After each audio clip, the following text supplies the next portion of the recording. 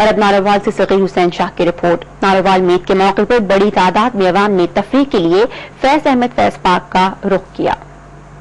मशरक में त्योहारों से जुड़ी रवायात ही दरअसल जिंदगी का असल हुस्न है। खसूसन ईदैन की खुशियां तो खलूस, अपनायत और चाहत और मोहब्बत में गंदी हुई हैं, जिन्हें जमाने के हजारों गर्म और सर्द मौसम तो खत्म ना कर सके, मगर इनका हुस्न कुछ गहना गया है और कुछ यादें, कुछ बातें माजी का गुमशुदा बाब बनती जा रही हैं।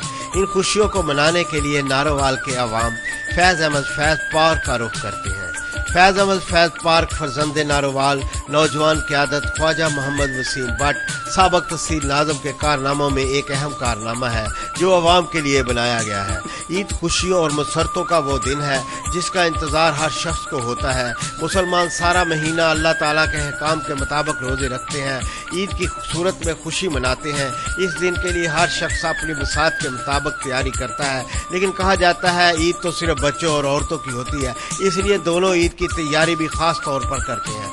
खास तौर पर लड़कियां ईद की खुसूसी तौर पर मेहंदी, चूड़ियां, नए कपड़े के बगैर तो ईद बिल्कुल अधूरी समझती हैं। ऐसे तो नौजवान लड़कियां ईद से पहले ही मेहंदी, चूड़ियां वगैरह खरीद लेती हैं, लेकिन चांद रात को बाजार जाकर हाथों पर मेहंदी लगवाना और चूड़ियों पहनों का रुझान अब तेजी से फरोग पा रहा है। बाजार में इतनी खूबसूरत चूड़ियां होती हैं कि खवातीन का दिल मचल कर रह जाता है, ये कलर भी ले लूं, वो कलर भी खरीद लूं। ज्यादातर खवातीन अपने ड्रेसेस के कलर की मुनासबत से चूड़ियां खरीदती हैं। इस मुनासबत से मेहंदी के डिजाइन खवातीन बनवाती हैं। चूड़ियों के साथ साथ अब मेहंदी के डिजाइनों में भी बहुत जिद्दत आ गई है।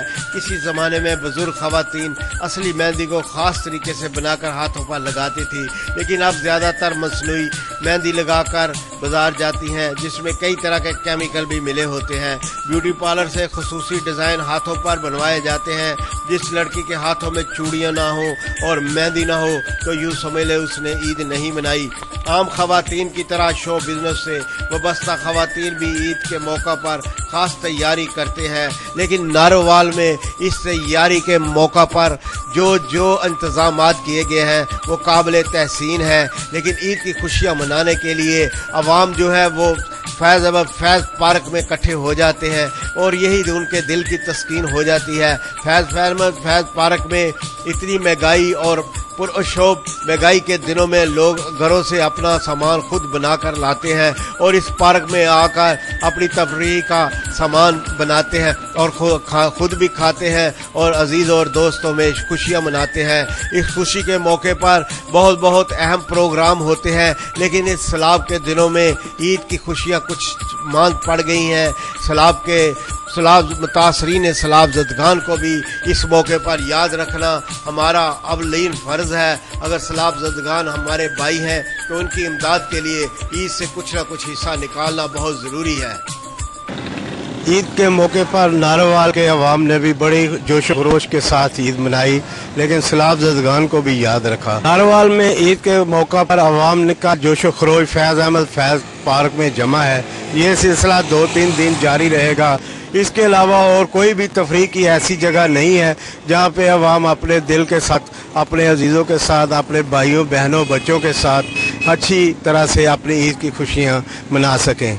फैज अहमद फैज पार्क में अवाम का जोशो खरोश देखकर ऐसे महसूस हो रहा है कि जैसे तमाम जहां की खुशियां यहीं सिमट आई हैं।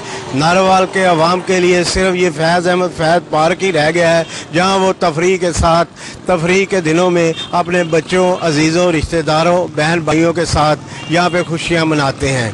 कैमरामैन आसफ अली भट्टी के साथ सैयद सगीर हुसैन शाह, ATV नारोवाल।